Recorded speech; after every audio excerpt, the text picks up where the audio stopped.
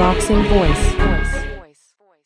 Andre Ward won his gold medal at light heavyweight, and then he turned pro at 160. How did he make pro like that? He was not a light heavyweight. He just fought in the light heavyweight division. He weighed 168 and 169. He was giving up 10, 12, 14 pounds, okay? And we're talking about 4-round fights, 4 2-minute round fights. We're not talking about a 12-round fight, okay? He never weighed more than 160. Check the record. He was a middleweight. The reason why he went to light heavyweight, reason why I put him at light heavyweight, him and Andre Durrell were friends. And Andre, the 65, and I thought you have to realize that the qualifying for the number one spot was 2 years out. So his father was a big man. His mother is kind of a big bone woman. So I said, you know what, this kid, he's going to probably grow. And even though he weighs 165, 66, 67 right now, I'm going to put him in the light heavyweight division. In the U.S. champ qualify him for the trials 2 years later. If he wins, he qualifies for the trials. So by the time the 2 years come, he probably will have grown more into the division. But he didn't. He stayed lean. Okay? So when he went to Athens, Greece, also, because I was, and I had done all the cooking and everything, and I know the temperament of my kid, it's strategic. You have to be very strategic to win a gold medal. You have to really think. When he was fighting these guys over there, 6'6", 6'5", but I would see them in between fights, and they looked like they were 200. And then I would see them at the fights, and it looked like they had to lose maybe pounds before the fight would take place. So I didn't put him through that. But I also knew that I never let him go to the World Games. I never let him go to the Pan Am Games. I never let him go to the Goodwill Games. I never let him go to any European dual meet because I didn't want him to get a tape on him. Because I never heard in professional boxing the world champion, the Goodwill champion. All I heard was bronze, silver, or gold medalist. So I knew that you wasn't going to figure out in 4 2-minute rounds. And I knew they weren't going to take him serious because of his size. And by the time they did take him serious, it was too late. So he was not a light heavyweight. He only weighed 106. He would literally have to eat breakfast and drink a Gatorade to make sure he wasn't 65 and get disqualified. Sometimes he'd wake up in the morning, he'd be right at 65. And he'd have to go before the weigh-in, eat breakfast and drink a Gatorade to be 69 or 68 and a half. That's the facts, but nobody knows that. I didn't know that. I thank you very much for telling me that. Yeah, That's there's a lot of things you guys don't know, but you see, they speculate instead of asking questions. He never was a light heavyweight. And I've always wanted to ask him that, and I never got a chance to, but I'm glad that you clarified that. Yeah. Would it be safe to say, though, basically, and this is just what I'm thinking, that you guys want a pay-per-view fight at least at 168 before you do go up to 175. You want to put the icing on the cake in this division and really get that big fight, and then possibly that would be the time to go to 175 after you get a Chavez Jr. on pay-per-view, just to get that name out there and make it even bigger than it already is, or to try to build on that. Is that more or less what you guys want to do? No. Right now the priority is just to fight and let everything else take care of it. It'll take care of itself. The priority now is just to fight, and that's what we're preparing to do. I believe he'll fight before they pick it up from there. So the priority is just to fight. Let his performance speak for itself. He's fully healthy for the first time since he's 12 years old. I know what's going on in the gym, and I'm telling you, nobody is going to be in that situation for anybody. So we just want to fight, and then everything else will take care of itself. But if any fight that is taking place, we're reluctant. The media push the fight, you see. But instead of pushing, when Abel Sanchez made the comment, now, first of all, I think GGG is probably one of the kids I've ever met. when I met him the first time, he actually came up and shook my hand, and he's never said anything. He's never said anything. But it's Abel and the other guy said he would fight anybody from 154 to 68. So we said, okay, we'll fight you then. But they said he wasn't ready. He wanted to clean out a division. Then, okay, well then why was he prepared to make a fight with Chavez Jr.? Would you have picked Chavez, and Carl Froch? So would you have picked Chavez Jr. to beat GGG? No. Okay, so why were people supporting that? Or Carl Froch? I'm saying this is the statement they made. But why is he allowed to circumvent statements that come out of their mouth? Not one time did we ever say, we'll fight anybody from 60 to 78. We never made that statement. Well, we got criticized for Chad Dawson, who said right there on TV, when I'm in the gym training as a light heavyweight, I'm down to 71 and 72 anyway. So 68 is not going to be a problem. I want Andre Ward. We never asked him for that. He said it right there on TV. He said he could come to 68, and he was adamant about it. Now, when everything happens to him, he was a weight drain. Really? Then why was he 18 pounds heavier than us that night? Check the facts, see. Why was he 18? If he was weight drained, then where did the 18 pounds come from? He was 18 pounds heavier than us that night. Okay? That don't look like weight drain to me. But he made the statement. So, in order to tarnish the victory, okay, the fight was, I had been so concerned with his right hand over the years about the power in his hook. He's got a hook, he gets you out of there one shot. And we went back to the left hook for that fight because he was a southpaw. That's why the damage happened. He could crack you with that hook. He can knock anybody out with his left hook. So we never worried about what the critics said, anything like that. So, but we never get to seem like we never get the real look at it. It's just like the viewership. They came up with the viewership. Well, Dan Raphael says, you know what, he didn't get it because people say, you know, they know it's going to be a knockout, so they're not going to tune in. What? That was like, man, I guess you got GGG steak on your plate now. But at the same time, these people get up before the fight, I know you heard them, and say that this will be the biggest viewership on HBO this year. We'll get 2 million. That's what they said. We'll get 2 million. You got the true people saying that the number at the Garden was inflated. You'd have done better atmosphere if you stayed in the small arena. But he only got 700 viewers. They want some kind of way twisted to 900, but I know for a fact it was only 700 or something. But they don't want to talk about when Andre Ward fought Edwin Rodriguez, did 1.3 viewership with no promotion, none. Not one promotion, not no all access, nothing. They put all this money, all this viewership into GGG leading up to this fight. They promoted the heck out of it. We had no promotion. And then we were going up against that rematch with Silva at the same time, the UFC, his rematch with the guy who had beat him. That's the night he broke his leg, I believe it was. Going up at the same time. Check the facts. And we did 1.3. We did over 1 million with Dawson. So I'm trying to figure out when we're at home, we average anywhere from 9 to 11. So I'm trying to figure out what they're talking about.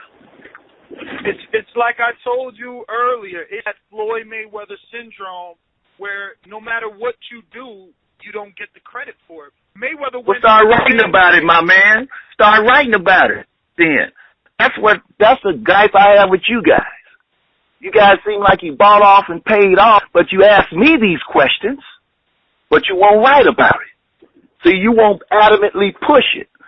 That's why I'm hard to find now, because it's the same old thing. You see, nobody dares to step out. Like, everybody got a muzzle and a governor. I don't know if you're subjected to somebody's editorial censorship. I don't know what it is. But you ask me these questions, but you won't come out and write about it. See, not one article have you written about the injustice. Why is this way? Why is this guy being allowed to circumvent? Why is Chavez, but why does Ward have to do this? But you ask me these questions. That's the basis of this interview. Believe me, you will have multiple articles. With all this time you've given us, there is going to be multiple articles. Our motto is the voice of the people. Now, these questions are coming directly from our listeners, from our twice-a-week radio show that gets thousands of downloads. Believe me, you will have your article, and that's why we're here. We are the Boxing Voice, the voice of the people. We're not asking questions that are on our mind. It's what we get twice a week in our, roll call, our chat room, whether it be people calling directly into our radio show.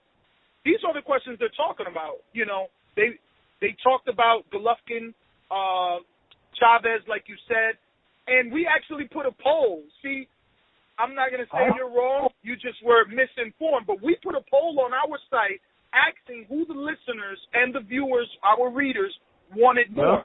Did they want to fight Ward versus Golovkin, Chavez, Crotch? Excuse me just for a second. There's my dog. Ange. Hey, B, give them the actual statistics, because you were in charge of the poll. Give them the actual statistics. Well, because I'm going to be honest with you, Virgil. I agree with you on this, because I vehemently want a fight with Andre Ward and Golovkin.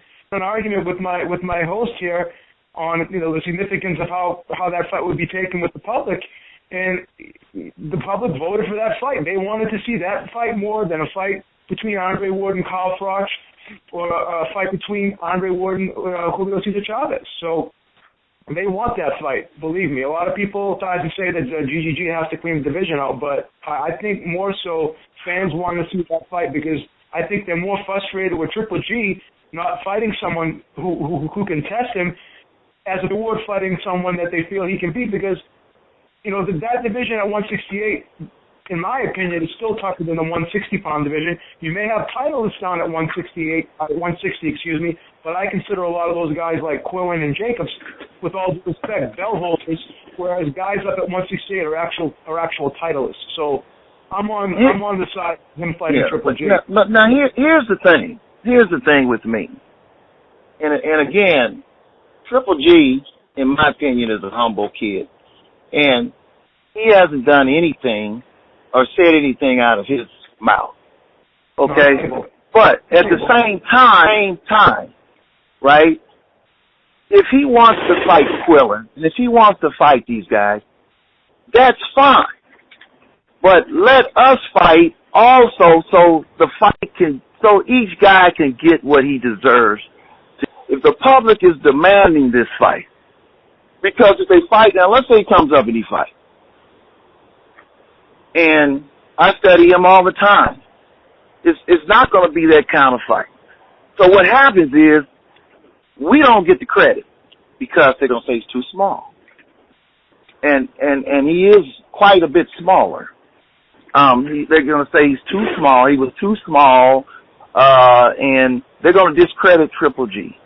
And so I can understand where they're coming from when they want to keep him in the middleweight in the 154 areas, because the way boxing is now is if he beats a Cotto, and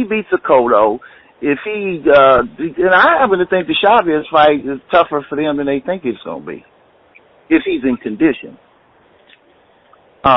Because, and I'm not going to go deep into it, because of the style and the Chavez's ability to come forward in the fight. So I happen to think that would be a very tough fight. And I wouldn't be surprised if Chavez won that fight. I'm serious. I'm not playing with that. I'm very serious about that. But I have a kid now from that same academy. I'm not going to mention his name right now, because I'm bringing him up, and he's a ferocious puncher also. He's Russian. And He's from the same academy. He just knocked out Chris Singleton in 2 rounds. Undefeated Chris Singleton. He obliterated him. He's from that same academy. He's been with me now for several months. So I see how he talks about that style all the time and what they do and how they fight. And I see it all, you see. So it's, again, if they fought on HBO Championship Boxing, they wouldn't get what they deserve to get. Okay? If we win, then they say he's too small. If he wins, he's on. So it's a tough situation for everybody. So you want to make sure that you maximize his star power and give us an opportunity to do the same. So there are no losers in the fight. Regardless of who gets the victory, there are no losers in the fight. But why would they want to take on Andre Ward, much bigger, much, a good look, for $2 million? Why would they want to do that? The fighter don't get over in that situation. The promoters and everybody else get over, but they don't. And I'm pro-fighter, even if it's GGG. For his career, too. So I understand that. My only gripe about that was Abel saying things to discredit my fighter that he didn't have to say, because I've never discredited his fighter. I'm a fan of his fighter. And I'm not going to say he's not fighting anybody because he's blowing them away. I've seen Gil fight Barker. Gil fight. So I'm not going to take now all of a sudden he knocks him out in 2 rounds and he's not that good. Curtis Stevens can knock you out at every given time. I just happen to think that he didn't maximize his conditioning like he should have. That if he'd have been able to keep up with his condition, I think that would have been a very interesting fight. So, I can't take nothing away from him. But these kids train a lifetime. And if they want to fight, they should build a fight over the next year or so. They should put them on a course. They should put them on a course. Us a chance and say, look, we're going to give you a chance to get on this course. We're going to give you a chance. Okay? Now what happens if Bernard, which very well could happen, beats Kovalev? This could happen. I'm picking it to happen. Yeah. So am I. This could happen. I don't think Bernard fights anybody. He don't see something in. He sees a way to victory. Because he knows all I got to worry about is power. That's all I got to worry about. I don't have to worry about nothing else. And anybody will tell you, the master boxer, if you only got one thing to worry about, then it's easy to plan for that fight. And if you look at Sergey, he's fearsome. So what happens when he's forced to operate a different way? Can he? We don't know. We'll soon find out. If he knocks Bernard out in 2, he's not going to get credit for that. But if he loses to Bernard, he'll never be the same. He'll never be the same. If he loses decision to Bernard, he'll never be the same. Well, you're definitely right about that. Virgil, thank you so much. You've given us more than enough time. Well, I'm challenging you guys now, man, because even nobody has even looked deep into the promotional thing. And I don't need nobody to say, well, no Kobe, nothing. Nobody needs to. I haven't said anything about what you just interviewed me about. But either you don't have the resources or nobody's questioning. Nobody's asking questions. Nobody's writing articles to bring notice to something that's very unjust. Nobody's doing anything. But just sitting back and allowing somebody to portray, here's just another athlete that's not happy with this and happy with that. I happen to have a kid who's full of integrity and character and who re-signed with a man because he's loyal like that. Feels injustice come along, the same loyalty he's going to show he's going to show the same resistance. But nobody looks into that, you know. And I respect all the websites, but sometimes you wonder, maybe you can't take me no further than YouTube. Maybe you can't take me no further than, you know, the radio show through the internet, because nobody looks into this. Because I don't know what it is. Maybe the promoter will say, hey, man, we're not giving you a dime now. Or maybe I don't know how it works, but it seems pretty funny if I'm part of the media and my job is to bring facts and to search for facts, that this is allowed to stay at a standstill.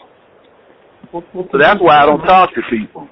That's why I don't talk much to people, because they want to ask me these questions, but they don't want to take the initiative to go and find things out. They don't want to call the people you should call and say, well, this and that. Why won't you comment on this? Why won't you disclose that?